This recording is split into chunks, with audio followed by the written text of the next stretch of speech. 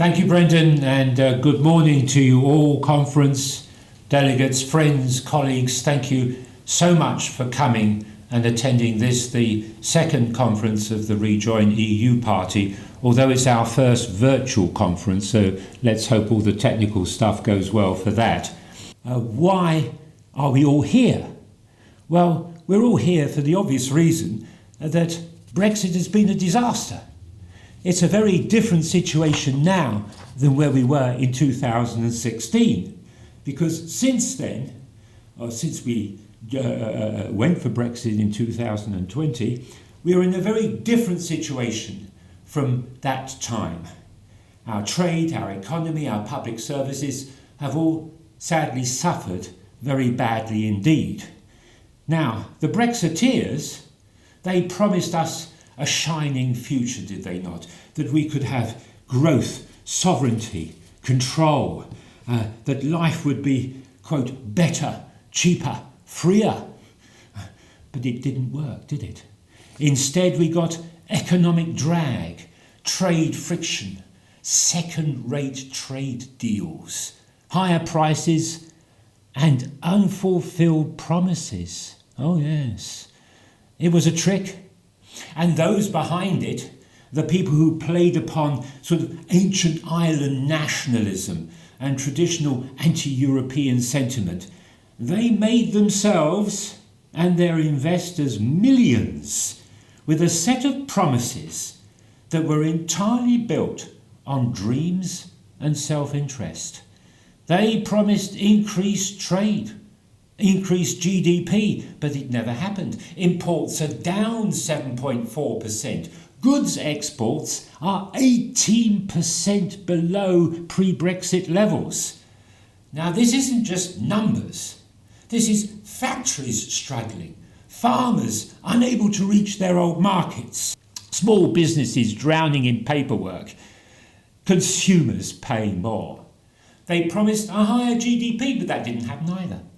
Our GDP is calculated by many to be 4 to 5% lower than what it would have been had we not been had we not gone for Brexit. Now that's £150 billion a year less to the exchequer than it would have been otherwise.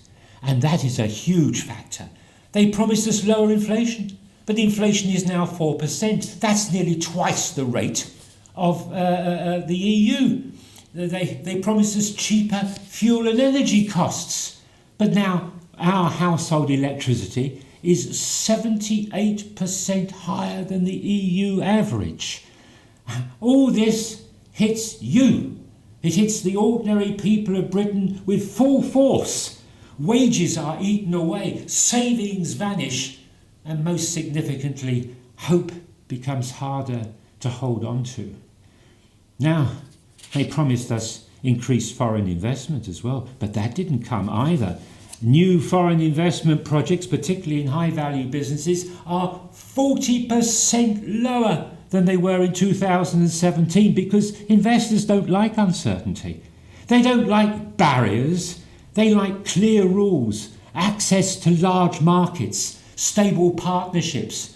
In short, all the things we once had as part of the EU. They promised a better NHS, shorter waiting times, increased funding, but that never happened either. Funding struggles remain. Staff shortages have actually increased because many workers from EU countries left the NHS or became so hard to procure that we couldn't get them. Now, the many problems of the NHS are intertwined with the economy, and there is something when the economy is shrinking or it's stagnant, no amount of political spin is going to hide these facts. Now, they also promised to control our borders. Oh yes, that we would have lower immigration whilst keeping the skills and labour needed for key sectors. Well, we all know that reality has been very different. Brexiteers never considered that in an age of mass migration, that sea borders are much, much harder to control than land borders. They never conceived that migrants would just jump on dinghies and leap across the channel, something which is very, very difficult to control. But ironically, had we remained in the EU, together we could have controlled that movement much, much more effectively and firmly. Managing migration to work for our economy and not against it, giving the proper assistance to genuine refugees, needs economic stability and social integration. It needs access to the wide labour markets and the level regulatory cooperation that is only possible in the EU. And so far, we haven't managed that by ourselves. Now, where are we going? What happens now? What is the direction that we're in? Well, in many ways, perhaps you can think of our times as being a parallel with the 1920s, strangely enough.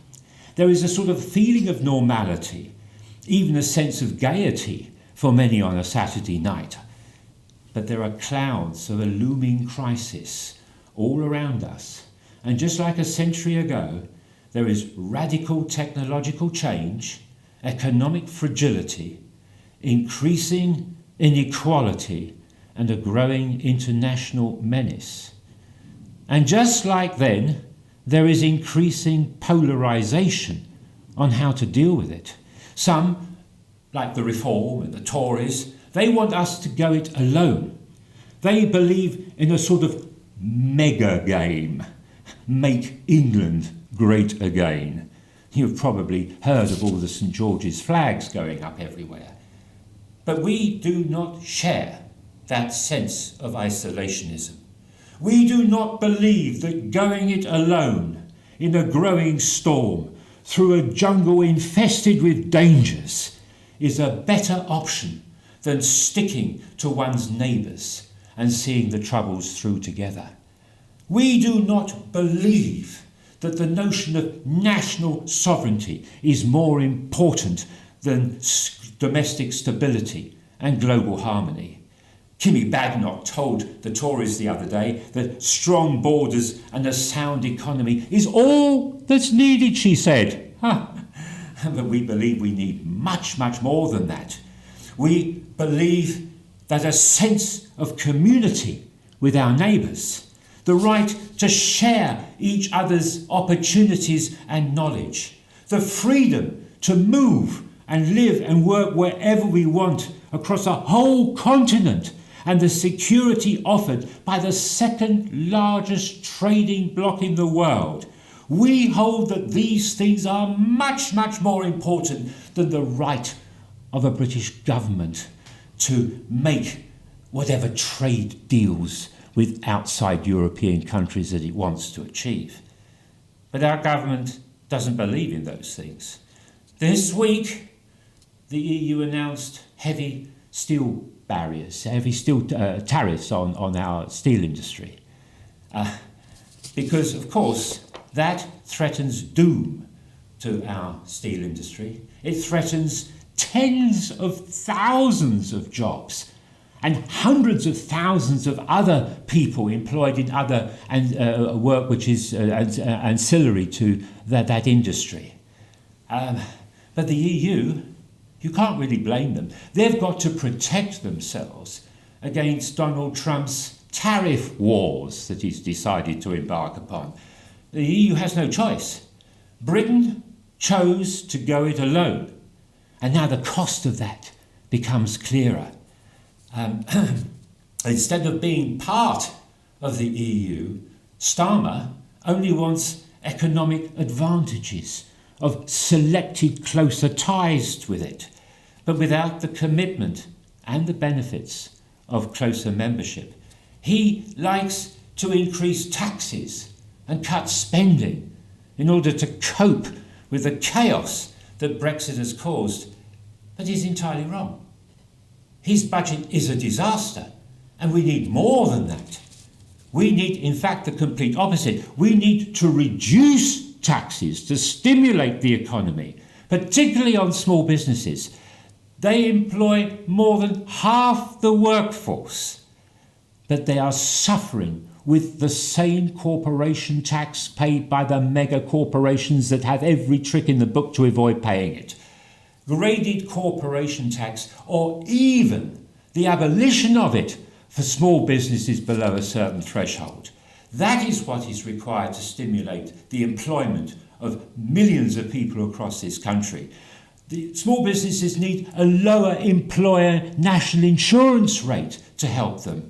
They need less restrictive employment regulations. And most of all, they need to be free of the bureaucracy to deal with our biggest market, the EU. And that is the thing that we need most of all to do to stimulate the recovery of Great Britain, because it's now in the doldrums. But there are more parallels with the 1920s. Like then, the rich seem to get ever richer. Millions cannot afford to buy or even rent proper homes for their families. But simultaneously, the super rich are buying multiple homes, multiple investments, yachts, private planes. And their property investments turn our residential homes into cash-making machines for them. And that raises the prices of property so no one can afford it. And like in the 1920s, the right wing is beginning to surge. Trump, Putin, Le Pen, the AfD in Germany, and Reform in Britain. They all threaten our civil rights. They all threaten our freedom of speech, the right to family life for immigrants, the right of sexual identity. Reform would leave the European Court of Human Rights, but that protects us all against would-be dictators. It's important for us. Now, as Brendan has said, I had to fight a very long battle against the British government to adopt a Nepali child who was the son of a policeman who once rescued me on Annapurna when I was a young man climbing there. And after his father died, I promised his father that I would look after his son. So I brought him over to England with the expectation that as this boy would never be a charge on public funds, he was well looked after, there would be no question of any public contributions, that the government would say, OK, well, as long as you can prove that you're a proper adoptive family, then we'll be happy with that. But they didn't.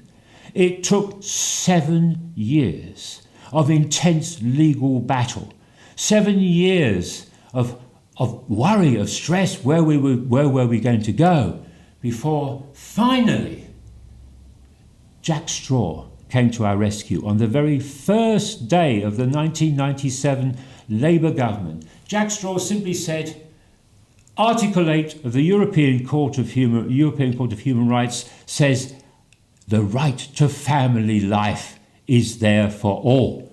And that made him change the decision on my son immediately on the very first day of office. Now, that's an example of why we need the European Court of Human Rights, because we weren't the only people in that situation, by the way. Oh, there were many others, and I helped them in courts as well to achieve their proper rights. The EU is a protection to us. It's not simply a source of a better economy, it's a source of protection against unfair laws that a government with a huge majority in Britain might decide to impose upon us. And just like in the 1920s, we also have a looming war. That is a great worry now in front of us. And because of that, we need very, very good defence cooperation. We need a European military. Why? Because we need standardised weapons. We need a common language amongst the European military, an interchangeable management amongst a unified force. Without that, if we were to go to war as separate nations, all with our own types of arrangements, and we're fighting a major nation like Russia, and perhaps it might go even worse, and even China might get involved, we cannot fight such a war. We need to be part of Europe. We need to be part of the greater military machine. But of course, unlike the 1920s, we have even a bigger enemy to hand. Oh yes, climate change. Climate change is the biggest enemy of all. It's far bigger than Russia. And because of that, we need to have a coordinated structure. Climate change cannot be fought by individual nations. It can only be fought by the whole world coming together. And that begins by groups of nations coming together and putting their policies together so that we can all get through this. But it's more than simply just achieving net zero, because even if we were to achieve net zero, we would still face the consequences of all the emissions we've done for the last 50 years. And that means, looking at the progress of what's happening at the moment with climate change, we're going to need substantial investment in our infrastructure to protect our water supplies, to protect our agriculture. Remember that Britain is a food importer. We have to import our food in order to survive. And without proper agricultural protection in our own country, we're going to need more imports. We're going to be more dependent upon other nations to eat. And that is something that every government now, not in the future, but now, we must work towards that reality, because it's coming on to us. Unless we do that, we're going to face utter chaos, dramatic food shortages, even revolution, unless we face these issues. Now, in conclusion, we cannot fight the ills of the world alone. That is something which the reality of our modern world tells us very clearly. And unless Burnham was to beat Starmer and take control of the Labour Party, as Brendan was saying earlier, unless that happens, no party is going to take us into the EU in the near future. Now, voters may think that other issues are more important, but very few issues can be solved as well as we could if we were to join the EU again and have the benefits of membership. Johnson, Sunak, Starmer, they've all tried to stay outside the EU and make the economy work, but they have failed. Quite miserably, quite clearly they've failed. Now some people say, well, let's wait a bit. Let's deal with the damage slowly, cautiously. But delay deepens the damage. Jobs are lost. Industries are weakened. Entrepreneurs are discouraged. The young have less opportunities. Families stretched ever by higher cost. The NHS under stress. Delay means loss of potential growth to solve these issues. So we must act now. Not half-heartedly like the Liberal Democrats. We must begin now by negotiating the terms of rejoining, to rebuild the trust between us and Europe, to rejoin its institutions one by one, and to restore access to the markets so that our progress towards rejoining becomes as smooth as possible. This way we can signal to investors that they should come back. This would reduce the uncertainty of our future. We can then begin to reverse this decline that Britain is currently in, not remain this fractured, frustrated nation, but become once again a partner to a major bloc of nations that can make serious inroads into the world. This is a moment of crisis, and I'm sorry to dwell upon it, because many people don't want to look at the dark side of where we are, but we have to face it. But a crisis always provides an opportunity, a moment of possibility. You, in this room, are part of that possibility. We, as a party, can seize the opportunity and make the British public aware of what I've just said. The facts are with us. The logic is with us. Even the voters would be if they weren't drowned in a fog of inundated social media, funded fake news bots and a propagandist mainstream media. but together we can raise the spirit. We can participate in our local Rejoin EU groups. We can motivate the young around us to fight for their future. In fact, we can do things like going to the National Rejoin March next June on the 10th anniversary in London. Now that will be an event.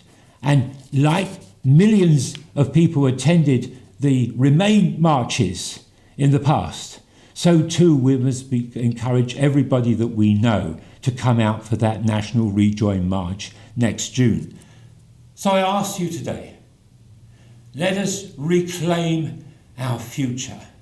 Let us decide that the Britain that we rebuild will be one of openness, of prosperity and of fairness.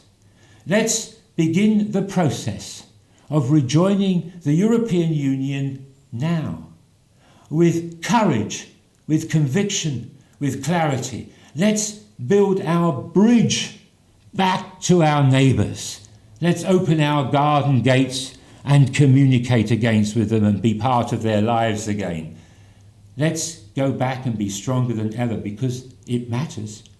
It matters not only for us in this room and our friends, but it matters for our children. Most of all for our grandchildren. It matters for our health, for our prosperity, for our peace of mind. And it matters for our pride in being a nation that can actually function and be part of this world. We do not want to be an isolated lifeboat in a sea of troubles. We want to be part of the shore base, a shore base which is there to make certain that Britain moves ahead. So let's move forwards together with heart and cheer. And I hope to see you all after lunch. Thank you very much.